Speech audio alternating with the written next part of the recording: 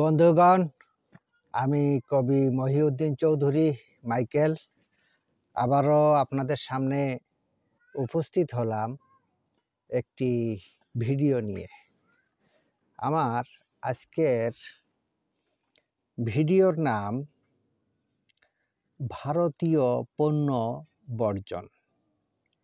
এটি একটি যৌক্তিক রচনা। আমি রচনাটি আজই লিখেছি 7/12/2024 খ্রিস্টাব্দে। আমি আপনাদেরকে পাঠ করে শোনাবো। তার আগে আমার এই ইউটিউব চ্যানেলটি যারা এখনও সাবস্ক্রাইব করেন নাই তাহারা দ্রুত সাবস্ক্রাইব করে লাইক, কমেন্ট, শেয়ার দিয়ে পাশে থাকবেন, এই কামনা রেখে আমি পাঠ শুরু করছি।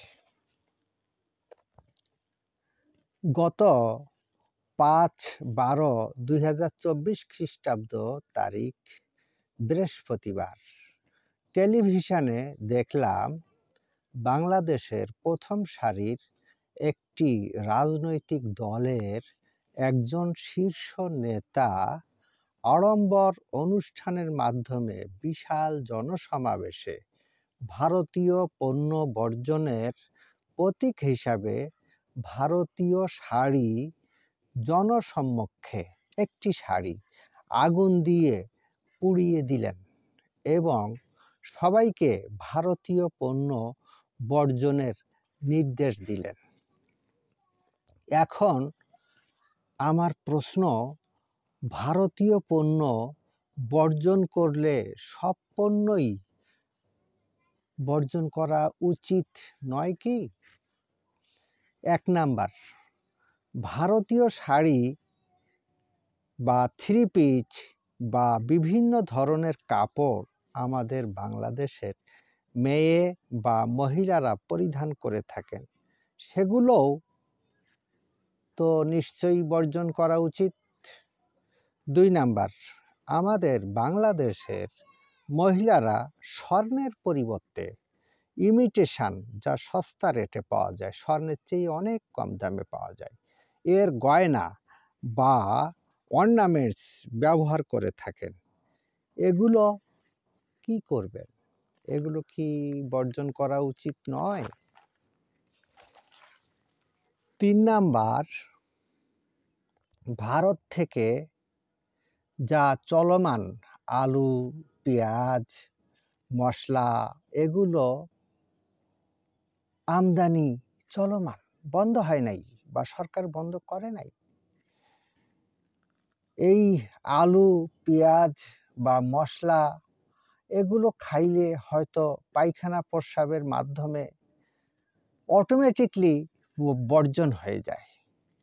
এটা আর অনুষ্ঠান করে বর্জন করার দরকার আছে বলে আমার মনে হয় না। তবে ভারতীয় গরুর মাংস খাওয়ার জন্য বাংলাদেশের একদল দরিদ্র শ্রেণীর বা অতি মুনাফালোভী কিছু চোরা কারবারি এই গরু ভারত থেকে আনতে যেয়ে বিএসএফের গুলিতে জীবন পর্যন্ত দিচ্ছে। তবুও এই গরুর মাংস খাইলে একটা পর্যায়ে হজম হয়ে যায়, এটাও অটোমেটিকলি বর্জন হয়ে যায়। এটা আনুষ্ঠানিকভাবে বর্জন করার কোনো প্রয়োজন নাই। 4 নাম্বার, ভারতীয় কসমেটিক্স দ্রব্য বা পারফিউম যারা ব্যবহার করে থাকেন তারা কি করবেন? 5 নাম্বার, যারা ভারতে চিকিৎসা নিয়ে হার্টে ব্লক ধরা পড়ায় হার্টে রিং পরিয়ে বা লাগিয়ে নিচ্ছেন, যে রিংয়ের মাধ্যমে হার্টকে সচল রেখেছে, শ্বাস প্রশ্বাস বা রক্ত প্রবাহ, শরীরের রক্ত প্রবাহ এই রিংয়ের মাধ্যমে ঠিক রেখেছে, এই রিংগুলো তো ভারতীয়, এগুলো কি করবেন? 6 নাম্বার, বাংলাদেশের বিআরটিসির বাসগুলা ভারত থেকে আমদানি করা এবং অনেক বাসের ইঞ্জিন ভারত থেকে আমদানি করে এদেশে বডি তৈরি করে নিয়ে বাস চালানো হয়। তাহলে এই বাসগুলো চড়া কি আর এখন ঠিক হবে?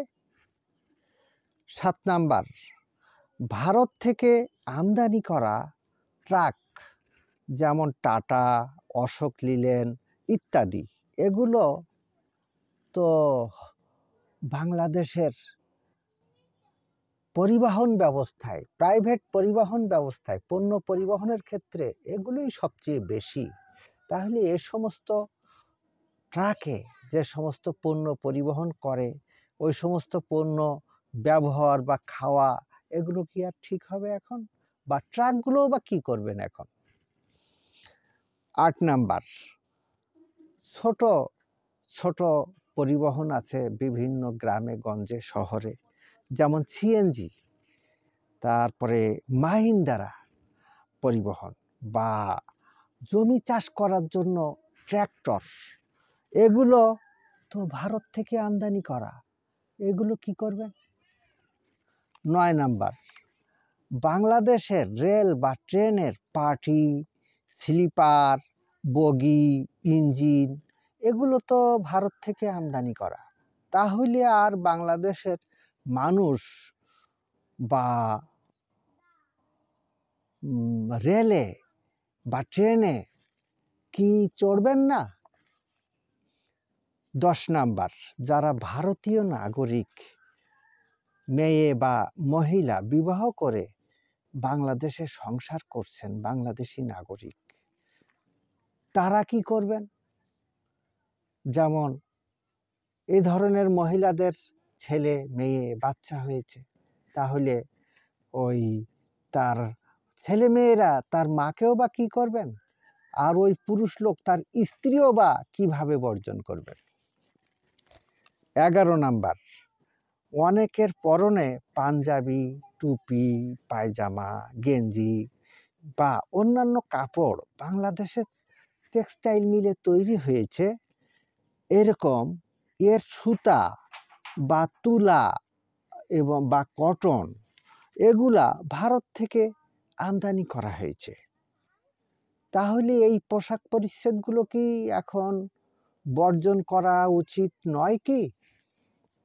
12 নাম্বার, বাংলাদেশের অধিকাংশ কয়লা বিদ্যুৎ কেন্দ্রের কাঁচামাল বা জ্বালানি কয়লা ভারত থেকে আসে, তাই বলে কি আর এই সমস্ত বিদ্যুৎ উৎপাদন কেন্দ্রগুলোতেই ওই ভারতীয় কয়লা দিয়ে বিদ্যুৎ উৎপাদন হয়, তাই বলে কি আমরা আর বিদ্যুৎ ব্যবহার করব না?